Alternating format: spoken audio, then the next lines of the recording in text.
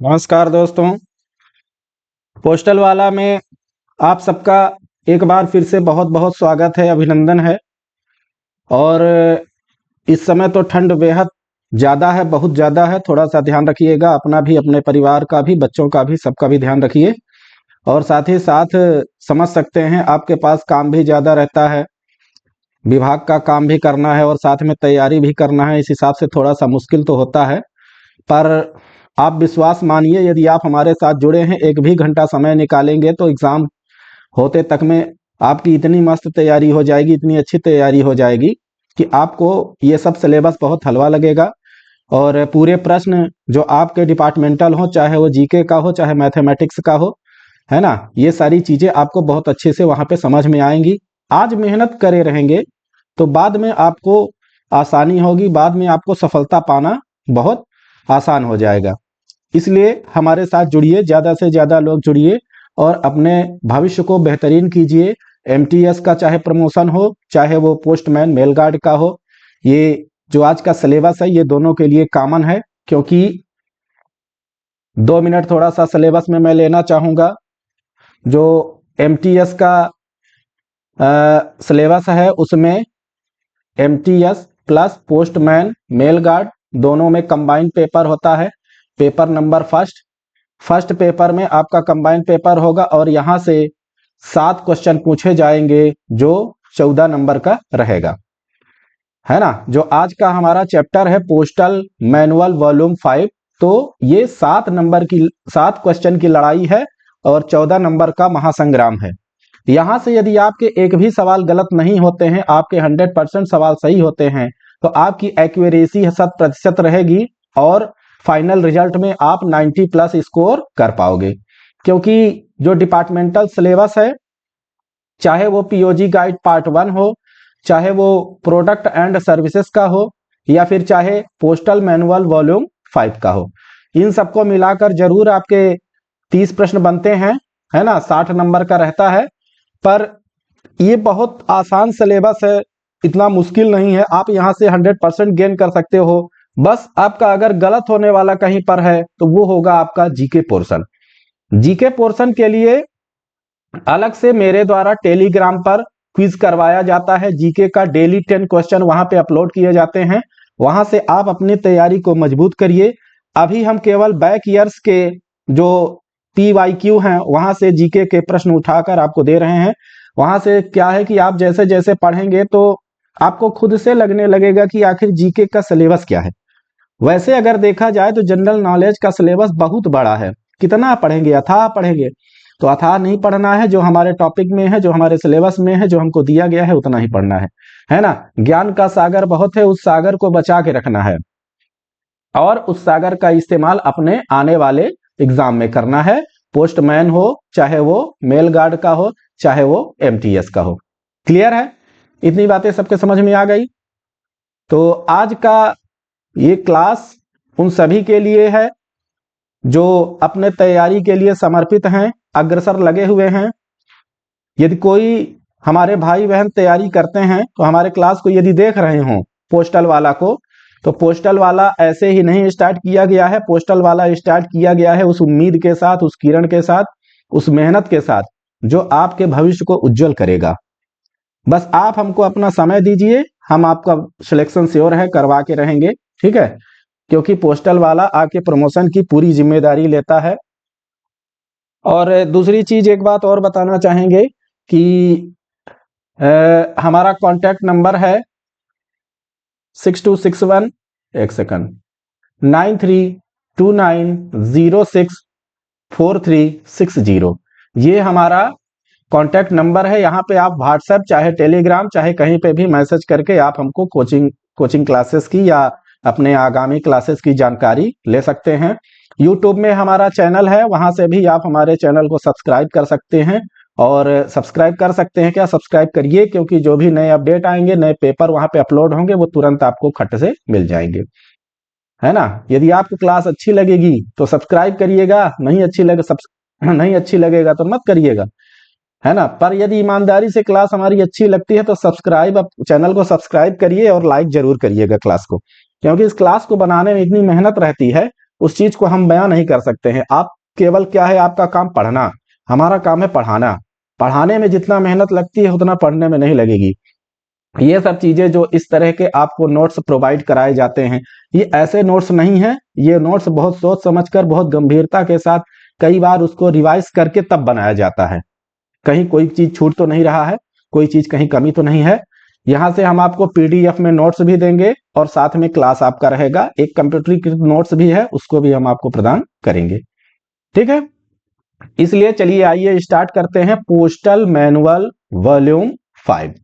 तो जो postal manual volume 5 है वो केवल MTS plus postman mail guard दोनों के लिए अब है, क्योंकि पहले एमटीएस अलग होता था पेपर और पोस्टमैन का अलग होता था। अब ऐसा नहीं है, पेपर फर्स्ट दोनों के लिए कॉमन हो चुका है ना। यानी पोस्टमैन एमटीएस दोनों के लिए ये बहुत महत्वपूर्ण है। ये बेसिकली किसके लिए बनाया गया था? Post office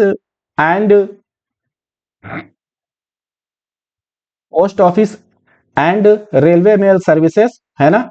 post office and बोल लीजिए आरएमएस, इन सब के लिए जनरल रूल एंड रेगुलेशंस जो हैं, जनरल रूल्स जो विभाग द्वारा दिए गए हैं, उसी को हमको पढ़ना है।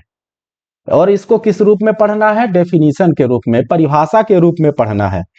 ज्यादा नहीं है, 1 से लेकर 57 ए तक है शायद, यहां तक हमको पढ़ना है। बीच बीच में कुछ रूल हमारे डिलीटेड भी हैं, उनको हटा दिया गया है, मैं बताऊंगा आगे जैसे भी क्लास आपका स्टार्ट होगा। और कौन से एडिशन का ये हम लोग पढ़ रहे हैं? एडिशन नंबर 5 है, 5th एडिशन का हम लोग पढ़ रहे हैं। ठीक है, तो ये रहा आपका डेफिनेशंस, जितने भी रूल्स हैं 1 नंबर से देखिए, आपको 1 लेआउट में हम दिखा दे रहे हैं कहां तक पढ़ना है। ये आपका बढ़ते जाएंगे 57 ए ट्रायल कार्ड तक हमको इसको कंप्लीट करना है। ठीक, इतना सिलेबस में दिया गया है। ये कई पार्ट में कंप्लीट होगा। आज का क्लास हमारा जो हमारे पेड क्लासेस हैं, जो पेड बच्चे हैं उनके लिए भी है, और साथ में जनरल क्लास भी है, क्योंकि ये डेमो के तौर पर रहेगा, यहां से आपको पूरी जानकारी मिलेगी।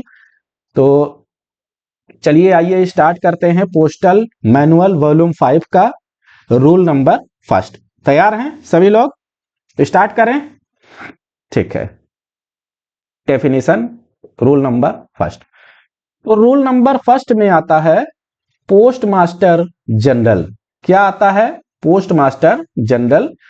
अब पोस्ट मास्टर जनरल होता क्या है? इसको बोलते हैं पीएमजी। क्या बोलते हैं? PMG, post master general. अब कुछ यहां पे पॉइंट्स दिए गए हैं। पॉइंट्स नंबर 1, मुख्य पोस्ट मास्टर जनरल, प्रधान मुख्य पोस्ट मास्टर जनरल, मुख्य पोस्ट मास्टर जनरल, क्षेत्रीय पोस्ट मास्टर जनरल या निदेशक डाक सेवा, ये दोनों एक ही हैं। ठीक है, अब यहां पे इंग्लिश में अगर बात करें, principal chief post master general, chief post master general, regional post master general या डायरेक्टर ऑफ पोस्टल सर्विस, इनको डीपीएस बोला जाता है। डीपीएस सब लोग जानते होंगे। तो जो व्यक्ति, जो पद का व्यक्ति नहीं, जो उस पद के व्यक्ति, जो इन तीनों के, चाहे वो प्रधान मुख्य पोस्ट मास्टर जनरल हो, चाहे मुख्य पोस्ट मास्टर जनरल हो, या चाहे फिर क्षेत्रीय पोस्ट मास्टर जनरल हो, जो इनके अधिकारों का प्रयोग करता हो, माने इस तरह के जो पोस्ट है, जो अधिकार इनको दिए गए हैं, है ना। प्रिंसिपल चीफ पोस्ट मास्टर को जो अधिकार दिए गए हैं, चीफ पोस्ट मास्टर को जो अधिकार, चीफ पोस्ट मास्टर जनरल को जो अधिकार दिए गए हैं, रीजनल पोस्ट मास्टर जनरल को जो अधिकार दिए गए हैं, है ना। अब जो इनके अधिकारों को उपयोग में लाता हो, उपयोग करता हो, उसी को पोस्ट मास्टर जनरल बोला जाता है। बात क्लियर हो गई कि नहीं? ठीक है, वो पोस्ट मास्टर जनरल के अंतर्गत आते हैं, ये इनकी परिभाषा है। अब प्रश्न कैसे बनता है? पेपर में दिया गया रहेगा कि जो चीफ पोस्ट मास्टर जनरल या principal chief post master general या रीजनल पोस्ट मास्टर जनरल जो इनके अधिकारों का प्रयोग करता है, उसे क्या कहते हैं? ऑप्शन में रहेगा ए पोस्ट मास्टर जनरल, बी चाहे सीपीएमजी हो गया, सी चाहे डायरेक्टर जनरल हो गया, इस तरह से बताया रहेगा। तो जो आप पढ़े रहेंगे तब वहां पे कर लेंगे, नहीं पढ़े रहेंगे तो समझ में नहीं आएगा, ऊपर से जाएगा, आप कुछ भी टिक करके आएंगे, गलत हो जाएगा। और एमटीएस में अगर एक भी क्वेश्चन गलत हुआ भैया, डिपार्टमेंटल अगर एमटीएस में एक भी सवाल गलत हुआ तो फिर मान के चलिए कि खरगोश बहुत पीछे आ जाएगा। इसलिए कछुआ की चाल चलिए पर सफलता को हासिल कीजिए। क्लियर है? रूल नंबर सेकंड, रेल डाक व्यवस्था, रेलवे मेल सर्विस, सबको पता है फुल फॉर्म इसका पूछा जाता है, आरएमएस का फुल फॉर्म क्या होगा, कई बार पूछा गया है कि आरएमएस का फुल फॉर्म क्या होगा, तो उसको बोलते हैं रेलवे मेल सर्विस। अब इसकी डेफिनेशन क्या है, परिभाषा क्या है? तो रेलवे मेल सर्विस में क्या होता है कि जो डाक कार्यालयों, मेल ऑफिसेस और अनुभागों, सेक्शंस, डाक कार्यालय, मेल ऑफिस में, सेक्शन आरएमएस में, तो इसमें डाक की छटाई का प्रबंध करे। किस माध्यम से प्राप्त हुई डाक की छटाई का? जो रेलवे से प्राप्त होता है, रोड से प्राप्त होता है, रिवर से प्राप्त होता है, और ए बाई एयर जो आती हैं, ये चारों माध्यम से जो डाक इकट्ठा होती है उसमें छटाई का जो प्रबंध किया जाता है ना, तो उसकी अभिरक्षा और निपटान भी किसके द्वारा किया जाता है? आरएमएस द्वारा।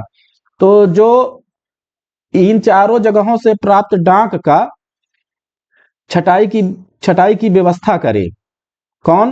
डाक कार्यालय, मेल ऑफिस और सेक्शंस में, तो उसको क्या बोला जाता है? रेलवे मेल सर्विसेज, आरएमएस के अंतर्गत आते हैं। अब इनके द्वारा भेजी गई डाक की अभिरक्षा तथा उसका सही निपटान भी इनके द्वारा ही किया जाता है। किसके द्वारा? आरएमएस के द्वारा। तो बात क्लियर है कि नहीं? तो रेल डाक व्यवस्था उसको बोलेंगे कि जो रेल के माध्यम से, रोड के माध्यम से, रिवर के माध्यम से, या एयर के माध्यम से, या अन्य किसी माध्यम से जब डाक प्राप्त होती है तो उसकी छटाई का जो प्रबंध करता है उसको हम रेलवे मेल सर्विस कहते हैं। और इन सबके डाक की अभिरक्षा तथा उसके निपटान की पूरी जिम्मेदारी भी आरएमएस की होती है। क्लियर है? उसे रेल मेल सर्विस बोलते हैं। आरएमएस का फुल फॉर्म पूछता है। अब प्रश्न में कैसे रहेगा? रेल, रोड, रिवर, एयर इत्यादि के द्वारा प्राप्त डाक या उसकी छटाई का प्रबंध कौन करता है? ऑप्शन में दे देगा आरएमएस, सीएमएस, जीएमएस, पीएमएस, इस तरह से, ठीक है, कुछ भी दे सकता है। तो ये इस तरह से प्रश्न विभाग बनाता है और आपको उलझाता है। तो उलझिएगा नहीं, बनिएगा नहीं, है ना, दिमाग से लगाइएगा, दिमागवा से इस्तेमाल करेंगे, सब बन जाएगा। ठीक है, फाड़ के रख दीजिए इस बार, एमटीएस का हो चाहे पोस्टमैन का पेपर हो, पेपर नहीं फाड़ना है, मतलब कि सिलेक्शन को फाड़ के रख दीजिए, है ना, झुकिएगा नहीं, बिल्कुल सेलेक्ट होके आइएगा। रोल नंबर 3 डिलीटेड है, हटा दिया गया है। अच्छा, ये डिलीटेड क्यों कर दिए जाते हैं? पहले क्या था कि विभाग ने कुछ ना कुछ रोल नंबर 3 में डेफिनेशन में रखा रहा होगा, बाद में उस डेफिनेशन की जरूरत विभाग को नहीं पड़ी, तो विभाग ने क्या किया, उसको डिलीट कर दिया, हटा दिया। अब उसको हमको नहीं पढ़ना है, अब हम लोग हो गए खुश क्योंकि एक रूल हमारा कट गया। ठीक है, बहुत मजा आया ना? नेक्स्ट में आइए, रूल नंबर 4, सुपरिटेंडेंट और अधीक्षक, इसको एसपी बोलते हैं, सुपरिटेंडेंट ऑफ पोस्ट, अधीक्षक ही बोलते हैं। ठीक है, अब सुपरिटेंडेंट कई तरह के होते हैं, आरएमएस के सुपरिटेंडेंट होते हैं, पोस्टल भी होते हैं, है ना, इनको बोलते हैं सुपरिटेंडेंट ऑफ पोस्ट, एसपी, अधीक्षक। अधीक्षक क्या करते हैं कि जो डाकघर के अधीक्षक है, डाक मंडल का प्रमुख होता है, मुखिया होता है, सरदार होता है, उसका जलवा रहता है, दबदबा है, दबदबा बना रहेगा। ठीक है, किसका? अधीक्षक का। आप लोग भी बन सकते हैं, क्योंकि अभी तो आप लोग जीडीएस में हैं, कुछ लोग हमारे भाई बहन एमटीएस में होंगे यदि हमारा ये क्लास देख रहे हैं। तो यदि आपकी उम्र कम है, प्रयास करेंगे धीरे धीरे तो रिटायर होते तक में अधीक्षक आप भी बन सकते हैं, कोई बहुत बड़ी बात नहीं है ना, प्रयास करेंगे तो हर चीज संभव है, एवरीथिंग इज पॉसिबल, बस आपको प्रयास करने की जरूरत है। तो जो डाक अधीक्षक होते हैं वो डाक मंडल के सबसे पहले तो प्रमुख होते हैं, हेड होते हैं। इसी तरह आरएमएस में भी डाक अधीक्षक होते हैं। अभी बताया ना, जो हमारा पोस्टल डिपार्टमेंट है वो दो चीजों में बटा हुआ है, किसमें? पोस्टल और आरएमएस। तो जब पोस्टल के एसपी होंगे तो आरएमएस में भी कोई ना कोई अधीक्षक होगा, वही चीज यहाँ पे बोला गया है। उस डिवीजन के सभी अधिकारी एसपी के अधीन होते हैं। मतलब उस डिवीजन के जितने भी अधिकारी हैं, चाहे वो पोस्ट मास्टर हो गए, चाहे वो पीए हो गए, चाहे कोई एसए हो गए, जितने भी कर्मचारी हैं सब अधीक्षक के अधीन होते हैं, उससे ऊपर नहीं होते। एसपी या अधीक्षक सीधे सर्किल या रीजन यानी सीपीएमजी या पीएमजी इनके अधीनस्थ होते हैं। वो डायरेक्ट उनसे जुड़े हुए होते हैं, चाहे वो सीपीएमजी हो, सर्किल के अध्यक्ष हो, चाहे वो रीजन के हों। दोनों से इनका तालमेल बढ़िया रहता है। जब तालमेल बढ़िया रहता है तभी भैया हमारे जीडीएस भाई लोगों की मार लिया जाता है ना। क्योंकि आज के टाइम में यहाँ से अब टारगेट का ही ले लीजिए, थोड़ा सा बात करेंगे 2 मिनट के लिए। क्योंकि टारगेट जैसे दिया गया तो टारगेट सीपीएमजी कार्यालय से या पीएमजी कार्यालय से भेजा जाता है एसपी के यहाँ, एसपी के द्वारा फॉरवर्ड किया जाता है एसडीआई को, एसडीआई अपना वहां से मिलकर हमारे जो भाई बहन हैं जीडीएस हैं तो उनको फिर माध्यम से काम करवाया जाता है। भाई काम करेंगे क्यों नहीं, दूसरी चीज क्या है, हम लोग विभाग से जुड़े हैं तो काम भी करेंगे, मना भी नहीं कर सकते हैं। तो काम भी करना है और साथ में पढ़ाई भी करना है। क्लियर है? काम के साथ पढ़ाई भी, इसमें बहुत बड़ा अन्यथा नहीं लेना है कि हमसे टारगेट लिया जाता है, हमको ये करने के लिए बोला जाता है, नहीं। आप जो आपसे बन पड़े उतना आप करिए, कोई जबरदस्ती नहीं रहता है, पर जितना बने सबको करना चाहिए। क्योंकि मालिक के साथ कभी धोखा नहीं देना चाहिए। विभाग हमको पैसा दे रहा है, पेमेंट दे रहा है, तो हमारा वो मालिक है। ठीक है। अब अधीक्षक के अंतर्गत डाकघर के सीनियर अधीक्षक और प्रथम श्रेणी के पोस्ट मास्टर भी आते हैं। इसको पॉइंट को थोड़ा सा समझिएगा कि अधीक्षक के अंतर्गत, यदि हम अधीक्षक की बात करें तो उसके अंतर्गत सीनियर अधीक्षक जो होते हैं, senior superintendent of post office, senior superintendent of post, SSP इनको बोलते हैं, और प्रथम श्रेणी के पोस्ट मास्टर यानी फर्स्ट क्लास पोस्ट मास्टर जो हैं वो भी किसके अंतर्गत आते हैं, अधीक्षक की श्रेणी में इनको भी रखा गया है। मतलब ये भी अधीक्षक के काम जैसा उनका अधिकार है, वो भी इनके पास भी वो अधिकार रहते हैं। क्लियर है? उम्मीद है ये आपका रोल नंबर 4 सुपरिटेंडेंट बहुत अच्छे से समझ में आ गया होगा। अब आते हैं नेक्स्ट में। देखिए, हम कोई हंसी मजाक की बात अगर करते रहते हैं तो कोई हमारे भाई बहन उस चीज को अन्यथा नहीं लेना है ना। थोड़ा बीच बीच में मनोरंजन भी होता रहेगा, नहीं तो आप भी बोर हो जाएंगे हमारा काला थोपड़ा देख देख कर, है ना, किताब लिखी हुई चीजों को देख देख कर। तो इस तरह से समझेंगे तो बहुत जल्दी समझ में आएगा, बोरियत भी नहीं फील होगी। अब 5 नंबर में आते हैं head post office. Head post office, प्रधान डाकघर। प्रधान डाकघर के अभी बताया था इनके सरदार कौन होते हैं, इसके हेड कौन होते हैं, तो क्या बताया था अभी, अधीक्षक, है ना।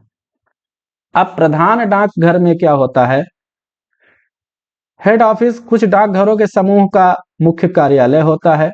जो कुछ डाकघर हैं जैसे सब ऑफिस हो गए, ब्रांच ऑफिस हो गए, इनके समूह का मुख्य कार्यालय होता है, मेन ऑफिस होता है। कौन सा, head office. HO head office द्वारा अपना तथा एचओ का फुल फॉर्म पूछा जाता है तो हेड ऑफिस, एसओ का सब ऑफिस, बीओ का ब्रांच ऑफिस, फुल फॉर्म भी पूछ सकता है।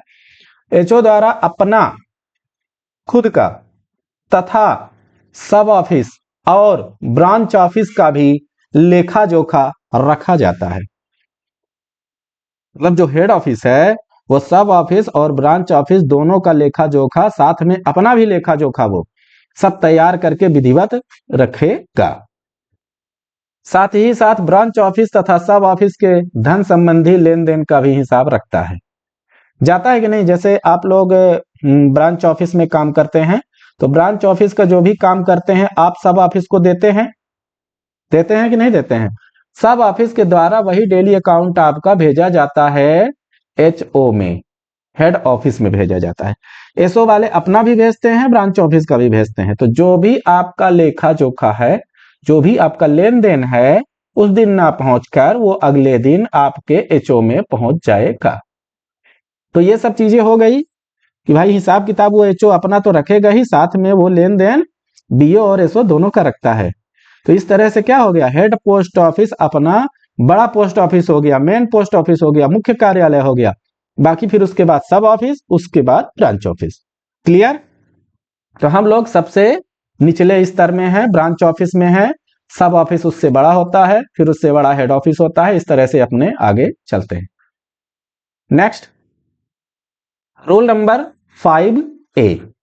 रोल नंबर 5A में बोला गया है वीसैट स्टेशन, वीसैट सेंटर या वीसैट केंद्र। अगर कुछ प्रमुख हेड ऑफिस को ही वीसैट केंद्र घोषित किया गया है, इसमें क्या होता है कि जो वीसैट स्टेशन होते हैं, समझिएगा, वो कुछ मेन हेड ऑफिस को उन्होंने क्या किया, विभाग ने वीसैट स्टेशन बना दिया। अब वीसैट स्टेशन का काम क्या है, इन डाकघरों में, किस तरह के डाकघरों में, जिनको वीसैट स्टेशन बनाया गया है, वीसैट सेंटर बनाया गया है, इस डाकघरों में मनी ऑर्डर वीसैट टेक्नोलॉजी या इसके तकनीकी के माध्यम से भेजे जाते हैं, है ना। जो अच्छा हुआ क्या, वीसैट का काम क्या हुआ, वीसैट का काम हुआ मनी ऑर्डर को भेजना। जो विभाग क्या किया कि कुछ हेड ऑफिस को वीसैट सेंटर बना दिया गया और वीसैट में मनी ऑर्डर का काम होता है भेजने का, तो वीसैट टेक्नोलॉजी के माध्यम से मनी ऑर्डर भेजे जाते हैं। ठीक है, तो वीसैट टेक्नोलॉजी या वीसैट स्टेशन, ये सब समझ में आ गया, यहां इतना ही है। अब आते हैं रूल नंबर 5B। कई क्या है कि देखिए, यहां से देख लीजिए थोड़ा सा सिलेबस, जब यहाँ पे खुला हुआ है तो इसको भी देखते जाइए साथ में। कभी कभी पूछ भी लेता है कि रोल नंबर 5 में क्या है। देखिए, रोल नंबर 1 में था general, sorry, post master general. Roll number 2 RMS। Roll number 3 deleted. Roll number 4 superintendent. Roll number 5 head office. Roll number 5A VSAT centre. Roll number 5B ESMO। ठीक है, अब इसको पढ़ेंगे। तो यहां से जब वो चीज आप देखेंगे सिलेबस के साथ में, तो यहां पकड़ना आसान हो जाएगा, क्योंकि वहां पर केवल रोल नंबर दिया गया है। तो वहां से यहां पकड़ेंगे तो आसान होगा कि नहीं होगा, बताइए। ठीक है, इसलिए वहां भी देखना है और यहां भी देखना है। Roll number 5B extended satellite money order या ESMO। भाई वीसैट टेक्नोलॉजी तो हमारे पास पहले से थी, तो विभाग ने ये ESMO क्यों दे दिया, ये क्या है। तो ये केंद्र मनी ऑर्डर को वीसैट सेंटर्स के माध्यम से भेजने के लिए अतिरिक्त काउंटर के रूप में काम करते हैं। कौन, ESMO क्या है, ESMO बनाने का उद्देश्य क्या है कि जो वीसैट सेंटर्स हमारे थे, वीसैट स्टेशन हमारे थे, उनके माध्यम से अतिरिक्त उनके माध्यम से मनी ऑर्डर को भेजने के लिए अतिरिक्त काउंटर बनाए गए हैं, एक्स्ट्रा काउंटर बनाए गए हैं, या उसी के रूप में वो काम कर रहे हैं। तो इनको क्या बोल दिया इन्होंने, थोड़ा सा और मॉडिफाई कर दिया विभाग, कि इसको विभाग बोला कि हम बोलेंगे extended satellite money order, ESMO। अब कभी कभी इसका फुल फॉर्म पूछ लेता है भैया कि ESMO का फुल फॉर्म क्या होता है। तो परिभाषा का मतलब है, परिभाषा या डेफिनेशन का मतलब ये है कि डायरेक्ट परिभाषा से, जैसे इतना उठाएगा विभाग, क्या करेगा, सीधे इस A ऑप्शन को उठाएगा, यहां से लेकर यहां तक ऐसे दे देगा, बोल देगा इसका क्या होगा। तो जो आंसर है, जब पढ़े रहेंगे तो बता लेंगे, जब नहीं पढ़े रहेंगे तो क्या बताएंगे, कुछ नहीं। अब आते हैं rule number 5C, hybrid mail service. Hybrid डाक सेवा, तो इसके माध्यम से रिटर्न मटेरियल, रिटर्न मटेरियल क्या होता है, लिखित में कुछ भेजना हो, लिखित विषय वस्तु को इलेक्ट्रॉनिक प्रेषण द्वारा एक जगह से दूसरी जगह पर वीसैट टेक्नोलॉजी के माध्यम से एक या एक से ज्यादा पतेधारक को भेजा जा सकता है। एक या एक से ज्यादा पतेधारक को भेजा जा सकता है, किसके माध्यम से, वीसैट टेक्नोलॉजी के माध्यम से। इसी को हाइब्रिड मेल सर्विस बोलते हैं। क्लियर हुआ कि नहीं हुआ, पहले ये बताइए, है ना। अब यहां पे देखिए, जो rule number 5A 5B 5C, इसका जो बताने का उद्देश्य था इसमें, तो इन्होंने क्या किया कि तीनों में केवल वीसैट सेंटर या वीसैट टेक्नोलॉजी का ही बखान किया गया है। 5A में इन्होंने क्या बताया कि वीसैट टेक्नोलॉजी सेंटर के माध्यम से आप मनी ऑर्डर भेजते हैं वीसैट टेक्नोलॉजी का इस्तेमाल करके। अब 5B में इन्होंने क्या बताया कि एक्स्ट्रा वीसेट टेक्नोलॉजी से वीसेट सेंटर बनाए गए हैं जिसमें मनी ऑर्डर को भेजा जाता है, यही था ना। बी में अतिरिक्त काउंटर बनाए गए हैं वीसेट केंद्र के माध्यम से और मनी ऑर्डर को भेजा जाता है, ये बता दिए। इसमें भी मनी ऑर्डर का भी काम हो रहा है, पर एक्स्ट्रा केंद्र बनाए गए हैं उसके माध्यम से भेजा जा रहा है। तीसरा 5C में आप क्या पढ़ लिए, हाइब्रिड मेल सर्विस में। तो हाइब्रिड मेल सर्विस में क्या होता है कि जो रिटर्न में कोई चीज भेजना हो, चाहे एक व्यक्ति को हो चाहे दूसरे व्यक्ति को हो, रिटर्न में कोई चीज लिखित में आप भेज सकते हैं, सिंगल टू सिंगल के लिए, सिंगल टू कई के लिए भी। किसका इस्तेमाल होगा, वीसैट टेक्नोलॉजी के माध्यम से। इसमें भी एक पत्र को, एक लेटर को यहां से कई लोगों को भेजा जाएगा, किसमें, लिखित रूप से, डिजिटली। पहले क्या होता था, आप लेटर फॉर्म में लिखते थे, वो डिजिटल भी भेजने की व्यवस्था। पहले के इतना इंटरनेट वगैरह नहीं था ना, ये रूल पहले का है। आप क्या इस वीसैट टेक्नोलॉजी का इस्तेमाल करेंगे, बताइए, पढ़े लिखे हुए हैं। आप मनी ऑर्डर का इस्तेमाल करेंगे, नहीं करेंगे। आप सीधे क्या करेंगे, फोन पे, गूगल पे, यूपीआई के माध्यम से भेज देंगे। आप कोई पत्र को स्कैन करवा के पैसा देकर भेजेंगे, नहीं भेजेंगे, है ना। कोई अगर देखिए गवर्नमेंट लेटर हो गया, कुछ ऐसा हो गया तो वो अलग चीज है, ऑफिशियल। पर वैसे क्या करेंगे, आज जनरली जो हमको जरूरत पड़ती है तो हम लोग क्या है, उसको स्कैन किए, आपको फॉरवर्ड कर दिए, पहुंच गया खट्टे से। तो जब ये सारी चीजें नहीं थी व्यवस्था, ये उस टाइम की बात बता रहा है, ठीक है। पहले तो इंटरनेट ही नहीं था, आज तो हर मोबाइल में इंटरनेट है। चलिए,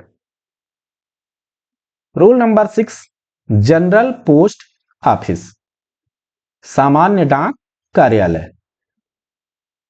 किसी जनरल पोस्ट ऑफिस पूछता है, बहुत इंपॉर्टेंट है, किसी सर्किल अध्यक्ष सीपीएमजी मुख्यालय में स्थित प्रथम श्रेणी के प्रधान डाकघर या जहां पर इस तरह के एक से अधिक हेड ऑफिस हों, वहां के मुख्यालय से संबंध हेड ऑफिस को जनरल पोस्ट ऑफिस बोला जाता है। आप समझिएगा, जनरल पोस्ट ऑफिस होता कहां पे है, सीपीएमजी मुख्यालय क्या है, chief post master general, CPMG chief post master general. जहां पे जैसे मध्य प्रदेश का मुख्यालय क्या है, भोपाल, यहां पे सीपीएमजी कार्यालय हो गया, क्या नाम दे दिए इसको, भोपाल, मध्य प्रदेश का भोपाल। अब यहाँ पे प्रथम श्रेणी के प्रधान डाकघर, फर्स्ट क्लास के हेड ऑफिस, एक से अधिक हेड ऑफिस हों। अब यहाँ पे फर्स्ट क्लास हेड ऑफिस एक मान लीजिए यहाँ पे हो गया, फर्स्ट क्लास एचओ, एक यहाँ पे हो गया, एक यहाँ पे हो गया, एक यहाँ पे हो गया, एक यहाँ पे हो गया। तो इस तरह के उस सीपीएमजी क्षेत्र में, सीपीएमजी के कार्यालय के क्षेत्र में, उसके मुख्यालय के क्षेत्र में, उसके अंदर बहुत सारे क्या हो गए, फर्स्ट क्लास हेड ऑफिस हो गए, है ना। फर्स्ट क्लास हेड ऑफिस कई हो गए। अब ये तो समझ में आ गया। तो वहां के मुख्यालय से संबंध हेड ऑफिस को जनरल पोस्ट ऑफिस बोला जाता है। अब इनके मुख्यालय का जो संबंध होगा, इनका जो हेड ऑफिस होगा, उसको जनरल पोस्ट ऑफिस बोला जाएगा। किसका संबंध, ये जो छोटे छोटे हेड ऑफिस आप खुलवाए हैं, फर्स्ट क्लास हेड ऑफिस, है ना, फर्स्ट क्लास पोस्ट ऑफिस जो है, प्रथम श्रेणी के जो हेड ऑफिस है, प्रथम श्रेणी के प्रधान डाकघर या फर्स्ट क्लास हेड ऑफिस, जो बहुत सारे बड़े बड़े शहरों में क्या होता है, जरूरत रहती है, एक हेड ऑफिस से क्या होगा, कुछ नहीं होगा।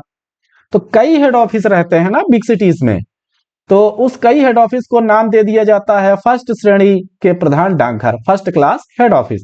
अब इनका जो संबंध होगा वो जनरल पोस्ट हेड ऑफिस से होगा, मतलब जनरल पोस्ट ऑफिस से होगा।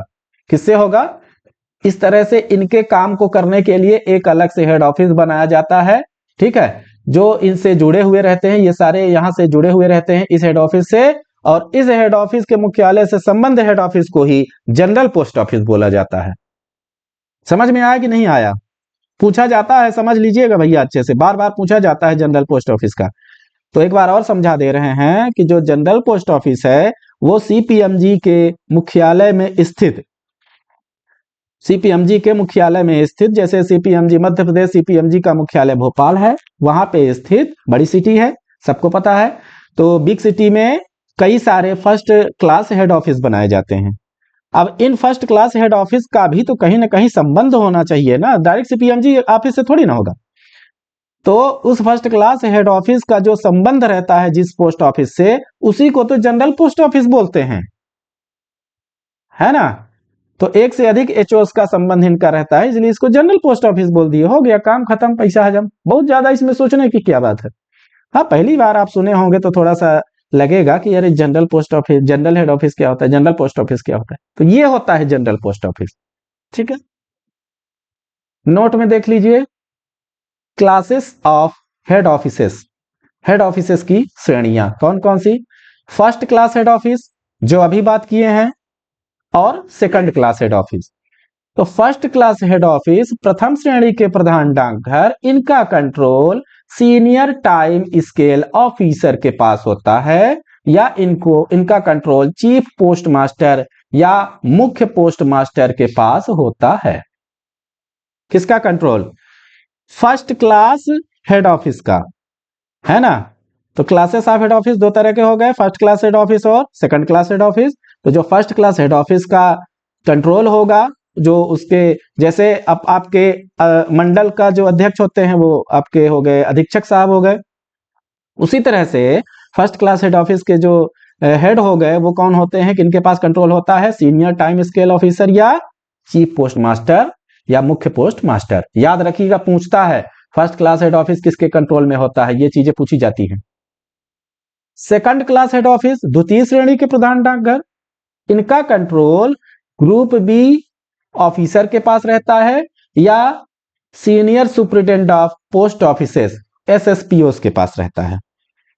ये दोनों सेम रैंक के अधिकारी हैं, या तो ग्रुप बी ऑफिसर होंगे या senior superintendent of post offices के अधीन रहेंगे, ठीक है, इनके अंडर में रहता है।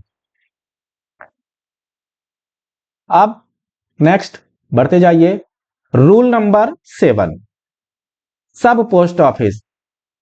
क्या क्या पढ़ लिए हैं? सब ऑफिस पढ़ेंगे, जनरल पोस्ट ऑफिस पढ़ लिए हैं, अब पढ़ेंगे सब ऑफिस। सबको पता है, यदि आप बीपीएम हैं या चाहे एबीपीएम हैं, बीओ में काम करते हैं, तो आपको सब ऑफिस हेड ऑफिस ये जरूर पता होगा कि कहीं होता है हेड ऑफिस सब ऑफिस। आपका लेखा जोखा कहाँ पे जाता है? सब ऑफिसर में तो जाता है। तो सब ऑफिस हेड ऑफिस के सबसे पहले तो अधीन होते हैं, कोई ना कोई एक दूसरे के अधीन होता है। जैसे एक पति किस्मत का मारा हुआ अपने पत्नी के अधीन होता है, ठीक है। सब नहीं होते हैं पर कुछ होते हैं। और ऐसा भी हो सकता है कि पत्नी भी भाई पति के अधीन हो सकती हैं, ठीक है। तो ये चलता रहता है। आपका हेड ऑफिस सब ऑफिस के, सॉरी, सब ऑफिस हेड ऑफिस के अधीन हो गया, है ना। अब ब्रांच ऑफिस सब ऑफिस के अधीन हो गया, तो ये सब होता है। तो सब ऑफिस जो होते हैं वो हेड ऑफिस के अधीन होते हैं। सबसे पहले इसका हेड ऑफिस से संबंध रहता है। सब ऑफिस का किससे संबंध रहता है? ब्रांच ऑफिस से तो रहता ही है निचले स्तर पर, ऊंचे स्तर पर निचले स्तर पर आपका सब ऑफिस का हेड ऑफिस से संबंध रहता है, ठीक है। वो अपने पूरे काम हेड ऑफिस को सौंपते हैं, वहां से अपना हिसाब किताब देते हैं, और धन संबंधी लेन देन को हेड ऑफिस के लेखों में समाविष्ट किया जाता है। इंचार्ज कौन होते हैं भैया? एसपीएम, सब पोस्ट मास्टर, इनको हिंदी में नायब पोस्ट मास्टर बोलते हैं, वहां के इंचार्ज होते हैं। सब पोस्ट ऑफिस, सब ऑफिस के मुखिया होते हैं, मान लीजिए एक तरह से। चौथा नंबर, किसी नगर या उसके उपनगरों में जहां प्रधान डाकघर भी हो, वहां पर स्थित सब ऑफिस को टाउन सब ऑफिस बोला जाता है। ये तो पकड़ना आसान है, क्योंकि यहां पे भी किसी नगर या किसी टाउन या उसके उपनगरों में जहां प्रधान डाकघर भी हो, वहां पर स्थित सब ऑफिस को टाउन सब ऑफिस कहते हैं। उसी तरह से अभी ब्रांच ऑफिस को टाउन ब्रांच ऑफिस बोलेंगे, है ना। तो यहाँ पे टाउन लिखा रहेगा, तो पूछेगा कि टाउन सब ऑफिस किसे बोलते हैं, तो यहाँ पे टाउन लिखा रहेगा। किसी नगर या उसके अंदर उपनगरों में जहां पर प्रधान डाकघर होते हैं, हेड ऑफिस होते हैं, वहां पर स्थित सब ऑफिस को टाउन सब ऑफिस बोला जाता है। क्लियर है? तो ये रहा हमारा सब ऑफिस। बस उसके बारे में परिभाषा जानना है और कुछ नहीं। 8 नंबर पे ब्रांच ऑफिस। 8 नंबर पे क्या है? Branch office. हेड ऑफिस पढ़ लिए, सब ऑफिस पढ़ लिए, अब ब्रांच ऑफिस को भी पढ़ लीजिए भैया, आप ही का कार्यालय है। ब्रांच ऑफिस सबसे पहले तो ऐसे एसओ के निचले दर्जे का डाकघर है, सबको पता है। ब्रांच ऑफिस का लेखा कार्यालय सीधे एचओ ना होकर पहले सब ऑफिस में जाता है, सबको पता है, सब यही करते हैं कि आप अपना डेली अकाउंट भागने लगते हैं, वहां हेड ऑफिस में जाते हैं क्या देने। भले ही हेड ऑफिस आपका पास में है, सब ऑफिस दूर है, फिर भी आप सब ऑफिस में ही अपना लेखा कार्यालय लेखा डाक लिख देंगे, वहां पे आप नहीं देख सकते हैं डेली अकाउंट, ठीक है। अब एसओ से फिर एचओ में आपका जाएगा, वो अलग चीज है। इंचार्ज कौन होते हैं, मुखिया कौन होते हैं, ब्रांच पोस्ट मास्टर, हल्के में न लीजिएगा, ब्रांच पोस्ट मास्टर, शाखा पोस्ट मास्टर, है ना, इनको बोलते हैं हिंदी में शाखा डाकपाल बोलते हैं हिंदी में। तो शाखा डाकपाल हैं भैया, इंचार्ज होते हैं ये। गाड़ी में लिखवा लीजिएगा, मोटरसाइकिल होगा तो वहां आगे लिखवा लीजिएगा बीपीएम, अरेरा मेंटेन हो जाएगा, ठीक है। किसी नगर या उसके, ऐसा सही सही मत करना, इलीगल हो जाएगा, वो ऐसे बोल रहा था। किसी नगर या उसके उपनगरों जहां पर हेड ऑफिस हो, वहां पर स्थित ब्रांच ऑफिस को उपनगर टाउन ब्रांच ऑफिस बोलते हैं उसको। क्या बोलते हैं, टाउन ब्रांच ऑफिस। जैसे टाउन सब ऑफिस था यहाँ पे, है ना, ये टाउन सब ऑफिस, उसी तरह से इसको टाउन ब्रांच ऑफिस बोलते हैं। अब आते हैं 9A, ध्यान से सुनिएगा, 9 वाले बहुत इंपॉर्टेंट है तीनों, 9A B C तीनों वेरी इंपॉर्टेंट हैं। 9A transit office. ट्रांजिट यानी होता है पार वाहन। कुछ चीज देखिए आपको इंग्लिश में भी समझना पड़ेगा, कुछ ऐसे टर्म्स हैं जो इंग्लिश में ज्यादा उपयुक्त हैं, ज्यादा सही हैं, और कुछ टर्म्स हिंदी में है, उसको हिंदी में ही आप समझ सकते हैं। ट्रांजिट ऑफिस पारवाहन कार्यालय, तो जो डाक कार्यालय किसी सीधी डाक संचार लाइन पर स्थित हो और वहां जहां पर आगे के डाकघरों के लिए आए थैले प्राप्त होते हैं और वहां बैग्स बिना खोले छांटे जाते हैं, ट्रांजिट ऑफिस बोलते हैं। तो सबसे पहली चीज हमको क्या मिला कि जो हमारा ट्रांजिट ऑफिस है तो वहां पर बैगों की छटनी होती है, बैग को खोले नहीं जाते हैं, थैलों को खोले नहीं जाते हैं, उनको केवल बैग की ही सॉर्टिंग होती है, बैग टू बैग सॉर्टिंग होती है, ना कि डाक की सॉर्टिंग होती है। तो बैग है, ये आपका बैग है, इसको बोलते हैं कि बंद रहने दो, खोलना नहीं है, खोल के इसको डाक की छटनी नहीं करना है, बैग की छटनी करना है, ठीक है। परिभाषा में डायरेक्ट लिखा रहता है कि जो डाकघर किसी सीधी डाक संचार लाइन पर स्थित हो और जहां आगे के डाकघरों के लिए आए थैले प्राप्त होते हैं और वहां बैग की बिना खोले छाटे जाते हैं, उनको बोला जाता है नीचे A number transit office, transit mail office, super office, SO office, sub office, 3-4 option दे देगा। तो डायरेक्ट सीधे उठाकर विभाग क्या करता है, यही उठाकर पूरा इतना दे देगा और लास्ट में क्या करेगा, अंतिम में यहाँ पे ऐसे थोड़ा सा जगह छोड़ देगा, बोलेगा कि इसको क्या बोला जाता है, उसको ट्रांजिट ऑफिस बोला जाएगा, जहां पर सीधे डाक संचार में एक ही लाइन पर स्थित होते हैं, है ना, आगे के डाकघरों के लिए जहां पर थैले आते हैं और वहां उस ऑफिस में प्राप्त होते हैं और बिना बैग को खोले ही उसको छाटे जाते हैं। ये एक ही संचार लाइन में होते हैं ट्रांजिट ऑफिस, ध्यान देना। इस प्रकार जो बैग बिना खोले ही आगे भेज दिए जाते हैं उसको फॉरवर्ड बैग बोलेंगे। ट्रांजिट ऑफिस का उपयोग यह है कि खुले थैलों की संख्या को आगे कम करना। कुछ क्लियर हुआ कि नहीं? तो ट्रांजिट ऑफिस में क्या होता है कि एक ही संचार लाइन में स्थित होते हैं जहां पर बंद थैले प्राप्त होते हैं और उनको बिना खोले ही आप उनको आगे छटनी करके फॉरवर्ड कर दिए जाते हैं। फॉरवर्ड किए हुए बैग को फॉरवर्ड बैग बोला जाता है ना। और ट्रांजिट ऑफिस का मेन काम क्या हो गया, खुले थैलों की संख्या को कम करना। क्या उपयोग हो गया कि खुले थैलों की संख्या को कम करना। जैसे यहां से अगर सब छटनी हो गया, जिसको जो रोड से जाना है वहां पहुंच गया, तो आगे जब डाक खुलेगा उसकी सॉर्टिंग होगी तो उसकी थैलों की संख्या को कम करना। अब 9B transit mail office. Transit mail office का फुल फॉर्म पूछता है, टीएमओ का बोल देगा फुल फॉर्म बताओ, तो टीएमओ का फुल फॉर्म क्या होता है, ट्रांजिट मेल ऑफिस। सबसे पहले तो ट्रांजिट मेल ऑफिस आरएमएस की एक शाखा कार्यालय है। ट्रांजिट ऑफिस भी आरएमएस का ही शाखा कार्यालय हो सकता है, और हाँ वो आरएमएस का वो भी शाखा कार्यालय है। तो ट्रांजिट मेल ऑफिस आरएमएस की एक शाखा कार्यालय है। ट्रांजिट मेल ऑफिस में यहां पर भी बंद थैले प्राप्त किए जा रहे हैं भैया। अब इस कार्यालय में पत्रों की छटाई नहीं की जाती है, यहां पर भी ट्रांजिट मेल ऑफिस में भी पत्रों की छटाई नहीं की जाती है, ट्रांजिट ऑफिस में भी पत्रों की छटाई नहीं की जाती थी। तीसरी चीज, इसका जो इंचार्ज होते हैं ट्रांजिट मेल ऑफिस का, मेल एजेंट या मेल गार्ड होते हैं। ध्यान में रखिएगा, इसको चढ़ा लीजिए दिमाग में, जहां तक घुसेड़ना हो वहां तक घुसेड़ लीजिए, पेपर के समय निकाल लीजिएगा। तो ट्रांजिट मेल ऑफिस के जो इंचार्ज होते हैं तो मेल एजेंट या मेल गार्ड होते हैं, ठीक है। यहां पर भी बंद थैले प्राप्त होते हैं और यहां पर भी थैलों की ही छटाई होती है, ना कि बैगों पत्रों की। दोनों में अब अंतर क्या है समझ लीजिए, ट्रांजिट ऑफिस और ट्रांजिट मेल ऑफिस में। अब आपको लग रहा होगा कि सर बोले हैं कि ट्रांजिट ऑफिस में भी बंद बैग प्राप्त हो रहे हैं, ट्रांजिट मेल ऑफिस में भी बंद बैग प्राप्त हो रहे हैं, ये कौन सा लफड़ा है भाई। तो दोनों का काम वही है, तो दोनों अलग अलग क्यों काम कर रहे हैं, बताइए। अब इस चीज को समझिएगा अंतर। ये हो गया आपका ट्रांजिट ऑफिस, ये हो गया आपका ट्रांजिट मेल ऑफिस, और ये हो गया आपका सॉर्टिंग ऑफिस। तो यहां से क्या होता है कि यहां पर बैगों की संख्या ज्यादा मात्रा में प्राप्त होती है, ट्रांजिट ऑफिस में ज्यादा मात्रा में बैग प्राप्त होते हैं। फिर अब इस ट्रांजिट ऑफिस से कई ट्रांजिट मेल ऑफिस में बैग को भेज दिया जाता है। एक मान लीजिए यहां पे है, एक यहां पे है, एक ये लग गया, एक ही संचार लाइन में स्थित है ये, ठीक है। ट्रांजिट ऑफिस एक ही संचार लाइन में स्थित होते हैं।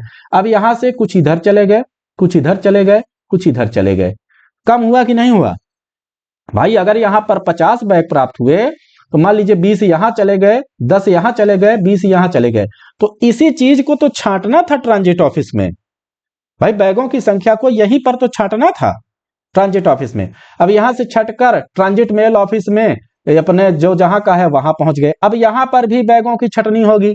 अब एक ट्रांजिट मेल ऑफिस के कई जगह हो सकते हैं, किसके, सॉर्टिंग ऑफिस।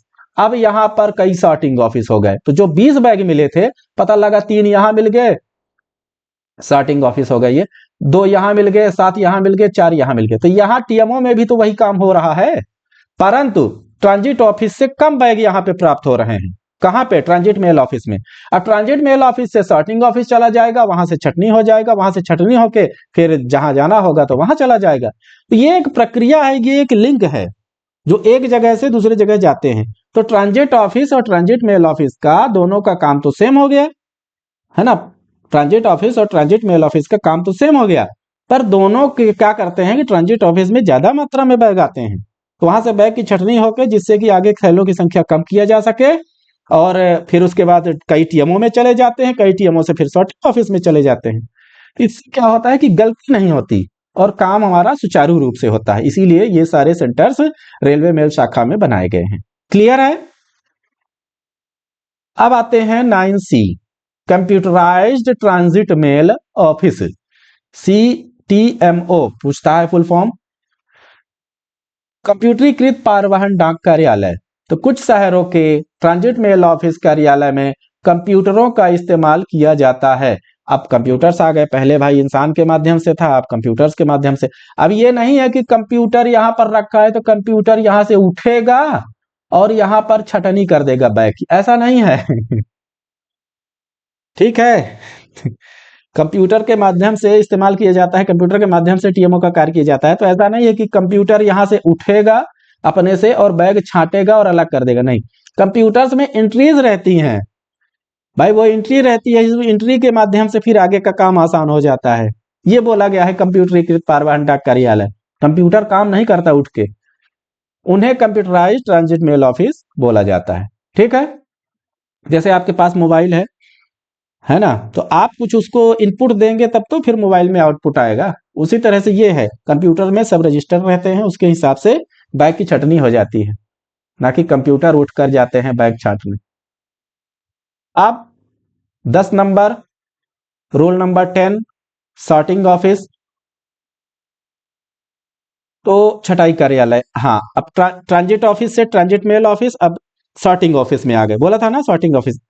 जिस कार्यालय को प्राप्त होने वाले छटाई डाक थैलों को खोलने, अब थैले खुलेंगे और उनके अंदर की रखी चीजों को निपटाने का काम सौंपा जाता है, उसे सॉर्टिंग ऑफिस बोलते हैं। तो क्या क्लियर हुआ यहाँ पे, सॉर्टिंग ऑफिस में ही बैग को खोलने का काम किया जा रहा है।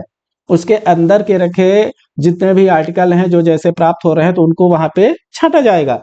अब वहां से फिर आपके पोस्टल ऑफिस में जाएगा। ठीक है। सॉर्टिंग ऑफिस का क्या उपयोग है? अन्य कार्यालयों के सॉर्टिंग का काम आसान कर देना। अब जैसे मान लीजिए कि ये कोई सॉर्टिंग ऑफिस है, अब यहां से भी कई कार्यालय हो जाएंगे, छितरा देगा ये, कुछ यहां जाएंगे, कुछ यहां, कुछ यहां, कुछ यहां, इस तरह से बढ़ जाएगा। तो ये आगे के कार्यालय के काम को, सॉर्टिंग के काम को आसान कर देता है सॉर्टिंग ऑफिस। डाकघरों के बीच अदले बदले जाने वाले थैलों की संख्या को कम कर देता है। यदि कई डाकघरों के बीच ये थैलों का आदान प्रदान हो रहा है, अदली बदली हो रहा है, तो उसकी संख्या को कम कर देता है। जो सही जगह है, सही बैग है, सही जगह पहुंच जाता है, नहीं तो भौसा हो जाएगा। डाक मार्गों पर ले जाए जाने वाली डाक के वजन को कम कर देता है। भाई जब सही चीज सही पोस्ट ऑफिस में पहुंच रही है तो वजन जो जरूरी है वही जाएगा, फालतू की चीज जाएगा नहीं कि दूसरे जगह का दूसरे जगह पे आप भेज दो, ऐसा नहीं। इसीलिए सॉर्टिंग ऑफिस बनाए गए हैं। 10A automatic mail processing centre, AMPC और सीआरसी दोनों का फुल फॉर्म पूछा जाता है। सीआरसी का कंप्यूटराइज्ड रजिस्ट्रेशन सॉर्टिंग सेंटर होता है और एएमपीसी का ऑटोमेटिक मेल प्रोसेसिंग सेंटर। तो 10A में ऑटोमेटिक मेल प्रोसेसिंग सेंटर क्या होता है? स्वचालित डाक संसाधन केंद्र। ये क्या होता है? तो कुछ प्रमुख नगरों में जहां पर डाक का आवागमन ज्यादा रहता है, कुछ ऐसे बड़े सिटीज हैं जैसे दिल्ली, कलकत्ता, चेन्नई, बंबई, इस तरह के, तो वहां पर सॉर्टिंग मशीन लगाई गई है ना। सॉर्टिंग मशीन लगाई गई है जिसके माध्यम से छटाई का काफी तेजी से होता है, काफी स्पीड से हो जाता है ना। इसीलिए इसको ऑटोमेटिक मेल प्रोसेसिंग सेंटर उस जगह को बोला जाता है जहां पर सॉर्टिंग मशीन के द्वारा किया जाता है। अभी ये मशीनें मुंबई तथा चेन्नई में लगाई गई हैं। ये उस टाइम के बता रहा है जब ये डेफिनेशन आया था। मुंबई और चेन्नई बहुत बड़े शहर हैं, इसीलिए वहां पर सॉर्टिंग मशीन लगाया गया था। ठीक है। Automatic mail processing centre automatic को छांट के अलग कर देगा। अब roll number 10B, roll number 10 हो गया, सॉर्टिंग ऑफिस हो गया, समझ लिए। ऑटोमेटिक मेल प्रोसेसिंग सेंटर को समझ लिए। अब कंप्यूटराइज्ड रजिस्ट्रेशन सॉर्टिंग सेंटर को समझ लीजिए।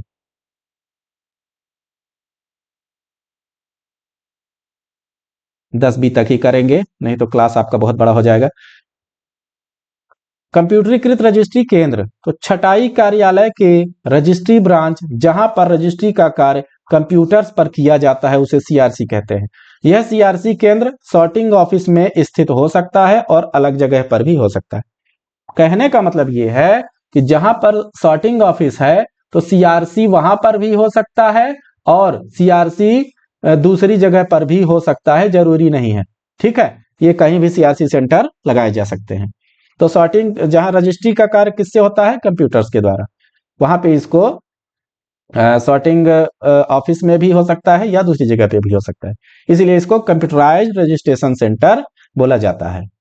तो 9-10 में क्या हो गया? 10 में सॉर्टिंग ऑफिस, ऑटोमेटिक, एएमपीसी और सीआरसी, ये तीनों लगभग सॉर्टिंग से संबंधित हो गए, ये रजिस्ट्रेशन संबंधित हो गया, इसीलिए इसको एक में ही कर दिया गया है। 10A 10B। क्लियर है? तो आज का क्लास इतना ही रहेगा, रोल नंबर 1 से लेकर रोल नंबर 10B तक, और रोल नंबर 11 से नेक्स्ट में पढ़ेंगे सॉर्टिंग सब ऑफिस को, है ना। तो ये रहा हमारा पोस्टल मैनुअल वॉल्यूम 5 का, है ना। फर्स्ट क्लास है और इससे अच्छे से करिएगा और अच्छे से समझिएगा। टाइम निकालिए, अब समय बहुत कम है, टाइम निकालिए, टाइम निकाल कर पढ़िए। यदि कुछ कमजोर भाई बहन है तो थोड़ा सा एक्स्ट्रा टाइम आपको देने की जरूरत है। सभी लोग एक लेवल के पढ़ने में नहीं होते हैं, कुछ लोग कमजोर होते हैं, कुछ लोग महान होते हैं। तो जो महान हैं तो उनको थोड़ा कम मेहनत की जरूरत है, पर जो हमारे भाई बहन कमजोर हैं तो उनको मेहनत की ज्यादा जरूरत है। आप हमारे चैनल को ज्वाइन कर लीजिए, सब्सक्राइब कर लीजिए, क्योंकि मैथ्स का पूरा A to Z previous year के बैक क्वेश्चन आपको फ्री में कराए जाएंगे। वहां पे आपको वीडियो क्लासेस मिलेगी। जो हमारे पेड कोर्सेस हैं, पेड कोर्सेस के जो हमारे कैंडिडेट्स हैं वो ज्वाइन कर सकते हैं। फीस हमारी ज्यादा नहीं है। अभी करंट ईयर में MTS का फीस केवल 800 रुपए है, पोस्टमैन मेल गार्ड का फीस केवल 1000 रुपए है। ठीक है, यहां से आप हमारे क्लास को ज्वाइन कर सकते हैं और अपने भविष्य को उज्जवल कर सकते हैं, क्योंकि आपके प्रमोशन की जिम्मेदारी अब पोस्टल वाला की, यानी जीत सर की। ठीक है, चलिए तब तक के लिए बहुत बहुत धन्यवाद। नमस्कार, शुभ रात्रि।